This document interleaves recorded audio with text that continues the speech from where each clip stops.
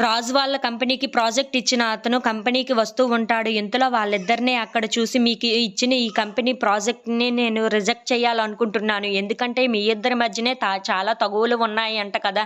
ఇలా జరిగితే నా ప్రాజెక్ట్ అవుట్‌పుట్‌ని నాకు ఎలా ఖచ్చితంగా ఇవ్వగలరు చెప్పండి. అందుకే మీకు రిజెక్ట్ చేయాలనుకుంటున్నాను. బయటన అందరూ మీ గురించే మాట్లాడుకుంటున్నారు. మీ మధ్యన ఆ ప్రాజెక్ట్ జరగడం మంచిది కాదు. అందుకే తీసేసుకుందామనే ఇక్కడికి వచ్చాను అని చెప్పేసైతే అంటూ ఉంటాడు. ఆ మాటలు వినగానే అక్కడ ఉన్న రాజు, కావ్య వాళ్ళు అయితే ఒక్కసారిగా షాక్ అయిపోతూ ఉంటారు.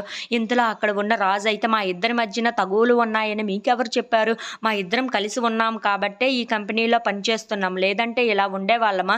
ఎవరి మట్టుగా ఎవరి ఇంట్లో వాళ్ళు ఉండేవాళ్ళం కదా! మా ఇద్దరం ఇప్పటికీ ఎప్పటికీ కలిసే ఉంటామని చెప్పేసైతే అంటూ ఉంటాడు. ఆ మాటలు వినగానే అక్కడ ఉన్న అతను అయితే ఒక్కసారిగా షాక్ అయిపోయి రాజు, కావ్య వైపు చూస్తూ ఉండిపోతాడు.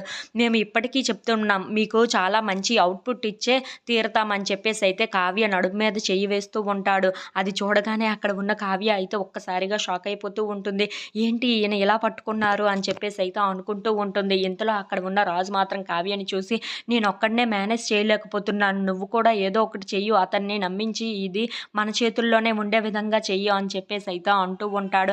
ఆ మాటలు వినగానే అక్కడ ఉన్న కావ్య అయితే మీరు నా నడుము మీద చెయ్యి వేసి ఏదో ఒకటి మాట్లాడమంటే నేను ఎలా మాట్లాడగలను చెప్పండి. ఒక్కసారి ఈ నడుము మీద చెయ్యి తీయండి అని చెప్పేసైతే అంటూ ఉంటుంది. ఇంతలో అక్కడ ఉన్న రాజు అయితే సరే అని చెప్పేసి తనని ఎత్తుకుంటూ ఉంటాడు. అది చూడగానే అక్కడ ఉన్న వాళ్ళందరూ అయితే ఒక్కసారిగా షాక్ అయిపోతూ ఉంటారు.